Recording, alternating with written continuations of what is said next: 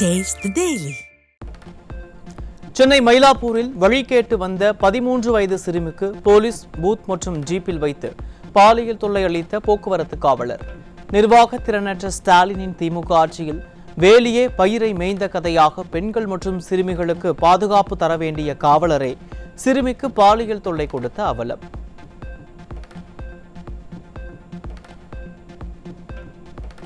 கடந்த 24ஆம் தேதி சிறுமி காணவில்லை என பெற்றோர் காவல் நிலையத்தில் புகார் அளித்தும் நடவடிக்கை எடுக்காத விடியா அரசின் காவல்துறை. வந்தாரை வாழ வைக்கும் சென்னை என்ற பெயரெடுத்த மாநகரில் வெளிமாநில தொழிலாளியின் குழந்தையை கூட விட்டு வைக்காத திராவிட மாடலின் காமுக காவல்துறை.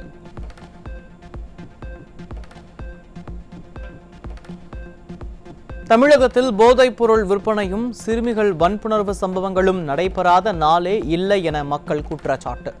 கடந்த அதிமுக ஆட்சியின் போது ஒரே ஒரு பாலியல் வழக்கிற்காக குரல் கொடுத்தவர்கள் இப்போது எங்கே போனார்கள் என மக்கள் கேள்வி.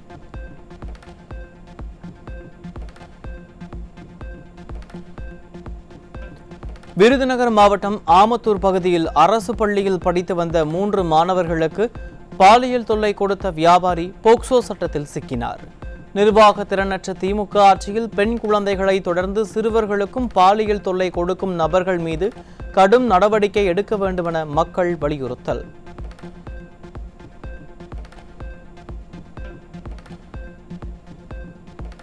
சென்னை அம்பத்தூர் அடுத்த பட்டறைவாக்கம் ரயில் நிலையத்தில் 18 கிலோ கஞ்சாவுடன் இருவர் சிக்கினர்.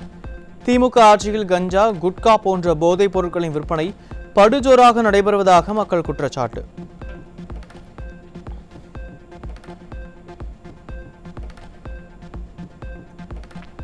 கோவை அருகே தமிழ்நாடு அரசு பேருந்தில் கடத்தப்பட்ட 18 கிலோ கஞ்சா சிக்கியது. நிர்வாக திறனற்ற ஸ்டாலினின் திமுக அரசு தமிழ்நாட்டை போதைப் பொருள் விற்பனை கேந்திரமாக மாற்றி வருவதாக குற்றச்சாட்டு.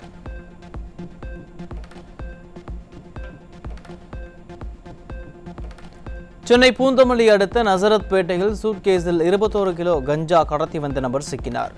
ஸ்டாலின் ஆட்சியில் கஞ்சா கலாச்சாரம் தலைவிரித்தாடுவதாக பொதுமக்கள் குற்றச்சாட்டு. திருநெல்வேலி மாவட்டம் கூடங்குளம் அருகே இலங்கைக்கு கடத்தப்பட இருந்த 50 லட்சம் ரூபாய் மதிப்பிலான பீடி இலைகளுடன் 3 சிக்கினர். எதிர்க்கட்சி தலைவர் எடப்பாடி கே பழனிசாமி கூறுவது போல் தமிழ்நாடு போதைப் பொருள் கடத்தலின் கேந்திரமாக மாறியுள்ளது மீண்டும் மீண்டும் நிரூபணம்.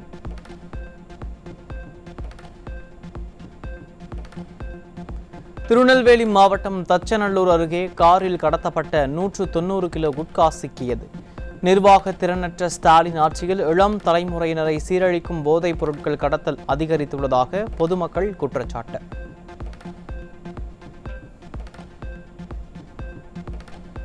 கன்னியாகுமரி மாவட்டம் மீனாட்சிபுரத்தில் மூட்டை மூட்டையாக 150 கிலோ எடை கொண்ட குட்கா உள்ளிட்ட போதைப் பொருட்களை பதுக்கி வைத்திருந்தவர் சிக்கினார். நிர்வாக திறனற்ற திமுக ஆட்சியில் போதைப் பொருட்கள் சிக்காத நாளே இல்லை என மக்கள் குற்றச்சாட்டு. தமிழ்நாட்டில் கடந்த ஜனவரி மாதத்தில் மட்டும் 98 கொலை சம்பவங்கள் அரங்கேறி உள்ளதாக அதிர்ச்சி தகவல். அமைதி பூங்காவாக இருந்த தமிழ்நாடு நிர்வாக திறனற்ற ஆட்சியில் இரத்த பூமியாக மாறி இருக்கிறது என்றும் திமுக ஆட்சியில் கொள்ளை நடைபெறாத நாளே இல்லை என மக்கள் குற்றச்சாட்டு. தமிழ்நாடு உட்பட சென்னை உட்பட தமிழ்நாடு முழுவதும் கஞ்சா, மெத்தபெட்டமைன் மற்றும் குட்கா உள்ளிட்ட பல்வேறு விதமான போதைப் பொருள் தங்கு தடையின்றி கிடைத்து வரும் நிலையில் போதைப் பொருள் நடமாட்டத்தை கட்டுப்படுத்த ஆய்வுக் கூட்டத்தை நடத்திய தமிழக டிஜிபி சங்கர் ஜிவால் நிர்வாக திறனற்ற ஸ்டாலின் அரசுக்கு டஃப் கொடுக்கும் விதமாக தமிழக காவல்துறை தலைவரும் ஆலோசனை நடத்தி கணக்கு காட்டுகிறாரா என மக்கள் கேள்வி.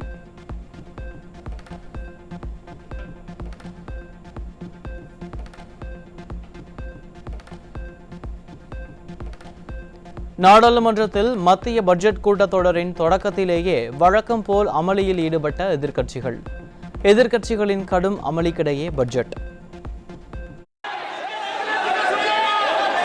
माननीय सदस्यगण,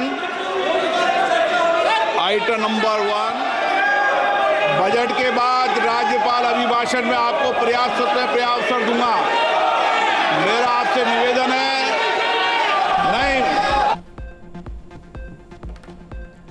2025-26 மத்திய பட்ஜெட்டில் மூலதன செலவிற்கு 11.2 லட்சம் கோடி ரூபாய் ஒதுக்கீடு எதிர்பார்த்த அளவுக்கு அதிகமாக இல்லாததால் தொழில் முதலீட்டாளர்கள் அதிருப்தி.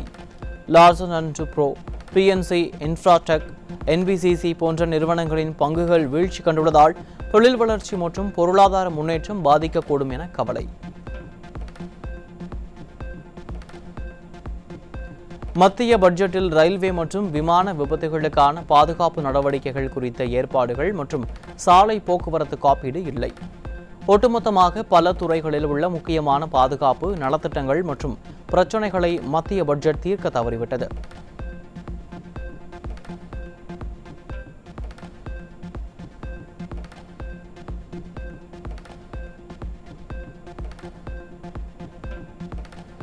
மத்திய பட்ஜெட்டில் கேன்சர் நோய்களுக்கு வரி விலக்கு என விளம்பரம் தேடிய மைனாரிட்டி பாஜக.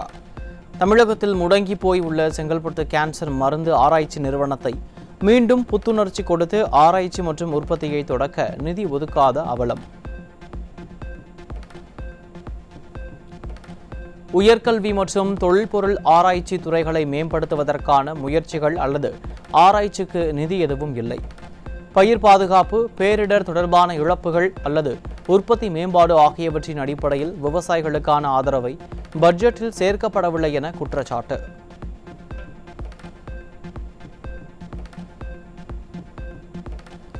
இந்தியாவில் சுமார் 806 மாவட்டங்கள் உள்ள நிலையில் 100 மாவட்டங்களுக்கு மட்டும் விவசாய மேம்பாட்டிற்கு புதிய திட்டமா? 100 மாவட்டங்களுக்கு மட்டும் விவசாய மேம்பாட்டிற்கு புதிய திட்டம் என பட்ஜெட்டில் அறிவிக்கப்பட்ட நிலையில் பின்தங்கிய மாவட்டங்கள் மேலும் பின்தங்கிவிடவே வாய்ப்பு என விவசாயிகள் வேதனை.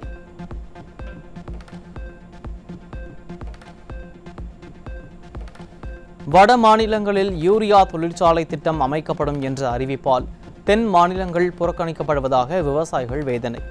வட மாநிலங்களில் யூரியா தொழிற்சாலை அமைந்தால் தென் மாநில விவசாயிகள் அதிக விலைக்கு உரங்கள் வாங்க வேண்டிய நிலை வரும் என்பதால் விவசாயிகள் கவலை.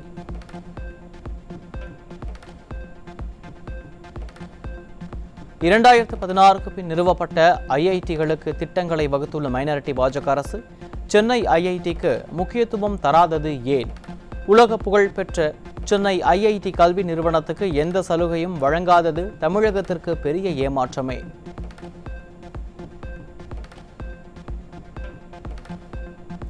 மத்திய பட்ஜெட்டில் வெறும் 12 எம்பிக்களை மட்டும் வைத்துள்ள பீகார் மாநிலத்திற்கான அறிவிப்புகள் மட்டும் தனியாக வெளியிடப்பட்டு வருவது ஏன் என மக்கள் கேள்வி.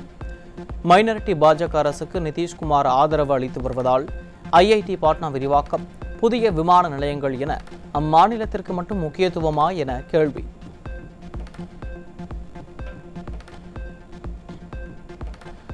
வரும் ஆண்டுகளில் மேலும் 14.82 லட்சம் கோடி ரூபாய் கடன் வாங்க இலக்கு நிர்ணயித்துள்ள மைனாரிட்டி பாஜக அரசு நாட்டின் மொத்த உள்நாட்டு உற்பத்தி வளர்ச்சியில் நிதி பற்றாக்குறை 4.8% உள்ளதாக அறிவிப்பு.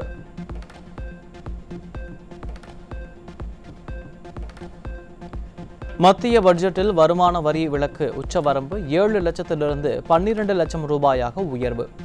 ஆண்டுக்கு 12 லட்சம் ரூபாய் வரை வருமானம் ஈட்டுபவர்களுக்கு வருமான வரி இல்லை என மத்திய பட்ஜெட்டில் அறிவிப்பு. மத்திய பட்ஜெட்டில் எல்இடி திரைக்கான சுங்க வரி 20% உயர்வு. வரி உயர்வால் டிவி, கம்ப்யூட்டர் உள்ளிட்ட மின்சார பொருட்கள் விலை உயர்கிறது.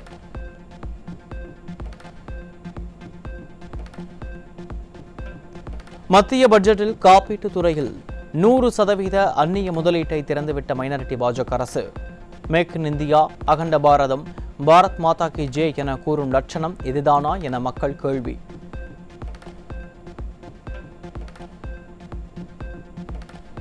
மருந்து உற்பத்தி மற்றும் மருந்து உற்பத்தியில் தன்னிறைவு குறித்த அறிவிப்பு மத்திய பட்ஜெட்டில் எதுவும் இல்லை.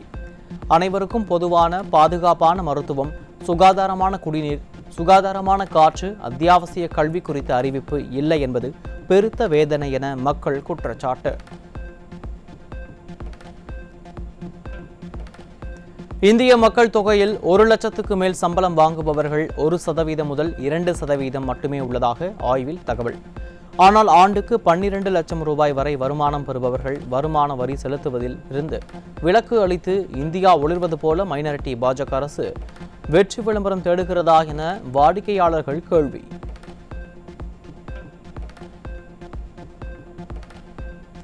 மத்திய பட்ஜெட்டில் விவசாயம் மற்றும் மலைவாழ் மக்களின் மேம்பாட்டிற்கு எந்த அறிவிப்பும் வராதது ஏமாற்றமளிக்கிறது. தாங்கள் விளைவிக்கும் காய்கறிகளுக்கு மத்திய அரசே உரிய விலையை நிர்ணயம் செய்ய வேண்டும் என விவசாயிகள் வலியுறுத்தல்.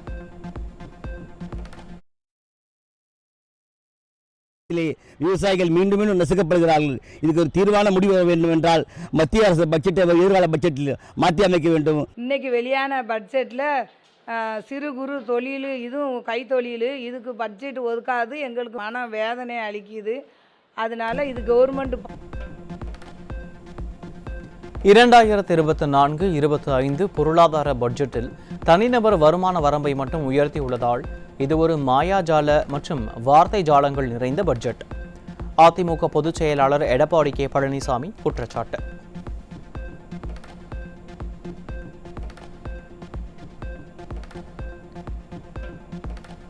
சேலம் மாவட்டம் ஓமலூர் அருகே ஸ்டாலினின் பிங்க் நிற லிப்ஸ்டிக் பூசிய பேருந்து சாலையின் நடுவே நின்றதால் பயணிகள் கடும் அவதி. எழுதாத பேனாவுக்கு சிலை போன்றவற்றிற்கு வீணாக பணத்தை செலவழிக்கும் ஸ்டாலின் அரசுக்கு புதிய பேருந்துகளை வாங்க மனமில்லையா என மக்கள் கேள்வி. கடலூர் மாவட்டம் திட்டக்குடி அருகே நடுவழியில் பழுதாகி நின்ற வருவாய்த்துறை அதிகாரியின் காரை தள்ளி சென்ற பள்ளி மாணவர்கள். அரசு வாகனத்தை பழுது பார்க்க மாற்று வாகனம் கூட ஏற்பாடு செய்யாமல் மாணவர்களை தள்ளிவிட சொல்வதுதான் திராவிட மாடல் அரசின் அழகா என மக்கள் கடும் கேள்வி.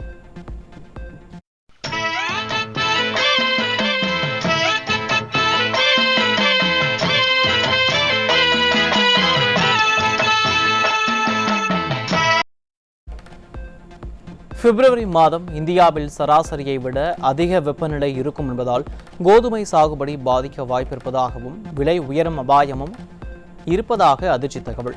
பஞ்சாப், ஹரியானா, உத்தரப்பிரதேசம், மத்திய பிரதேசம் போன்ற வட மாநிலங்களில் கோதுமை உற்பத்தி அதிகமாக நடைபெறும் நிலையில் நடப்பாண்டு கோதுமை உற்பத்தி பாதிக்கப்படும் என்பதால் விவசாயிகள் கவலை.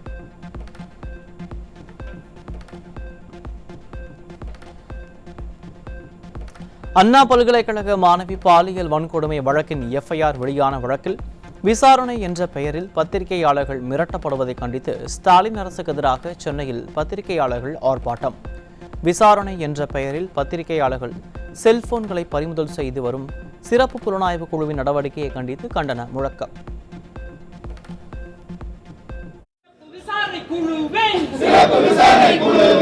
அத்துமீறலை கண்டித்து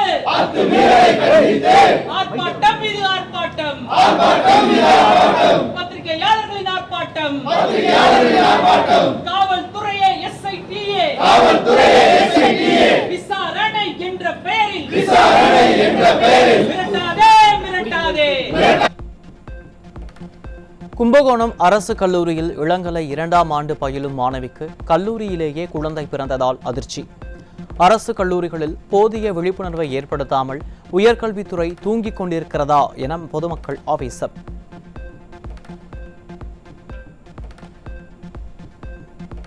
திருப்பூர் மாவட்டம் பல்லடம் அருகே மூட்டை மூட்டையாக மருத்துவ கழிவுகள் பதுக்கி வைக்கப்பட்டிருந்ததால் பொதுமக்கள் அதிர்ச்சி. கேரளாவில் இருந்து கழிவுகள் தமிழ்நாட்டுக்கு தொடர்ந்து அனுப்பப்படும் நிலையில் தமிழ்நாடு என்ன குப்பை தொட்டியா என கேள்வி எழுப்பியுள்ள மக்கள் விடிய அரசின் ஏவல் துறை மாநில எல்லைப் பகுதியில் உறங்கிக் கொண்டிருக்கிறதா என கேள்வி. தருமபுரி மாவட்டம் அரூர் அரசு மேல்நிலைப் பள்ளியில் பள்ளி இருந்த மதிய உணவை சாப்பிட்ட மாணவிகளுக்கு வாந்தி மயக்கம். பாதிக்கப்பட்ட மாணவர்களை நேரில் சந்தித்து அரூர் அதிமுக MLA சம்பத்குமார் ஆறுதல். கருணாநிதியின் கனவு இல்லம் என்ற புதிய திட்டத்திற்கு விழிப்புணர்வு ஏற்படுத்தும் வகையில் ஆவணப்படம் எடுக்க திருட்டு மின்சாரம். மின்கம்பங்களில் முறைகேடாக மின்சாரம் எடுக்கப்பட்டதுடன் அரசு அதிகாரிகளை துணை போனது பொதுமக்கள் மத்தியில் அதிர்ச்சி.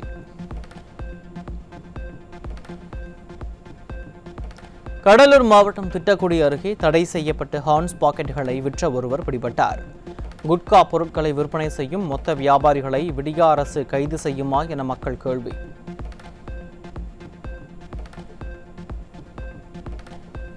திருப்பத்தூர் மாவட்டம் ஜோலார்பேட்டையில் தொடர் செல்போன் பறிப்பில் ஈடுபட்ட 2 இளைஞர்கள் சிக்கினர். திமுக ஆட்சியில் சட்டம் ஒழுங்கு சரியில்லாததால் திருட்டு சம்பவங்கள் அதிகளவில் அரங்கேறுவதாக பொதுமக்கள் குற்றச்சாட்டு. ராணிப்பேட்டை மாவட்டம் அரக்கோணத்திலிருந்து வெளிமாநிலத்துக்கு 33 மூட்டைகள் ரேஷன் அரிசி கடத்திய 4 பேர் சிக்கினர். செயலற்ற ஸ்டாலின் ஆட்சியில் ஏழை மக்களுக்கு வழங்க வேண்டிய அரிசி கடத்தப்படுவதாக பொதுமக்கள் குற்றச்சாட்டு.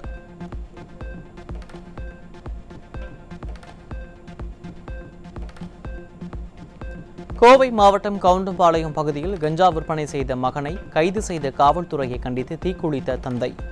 திறனற்ற அரசால் போதை கலாச்சாரம் அதிகரித்துள்ளதாகவும் எதிர்கால சந்ததியினர் சீரழிந்து வருவதாகவும் பொதுமக்கள் ஆவேசம்.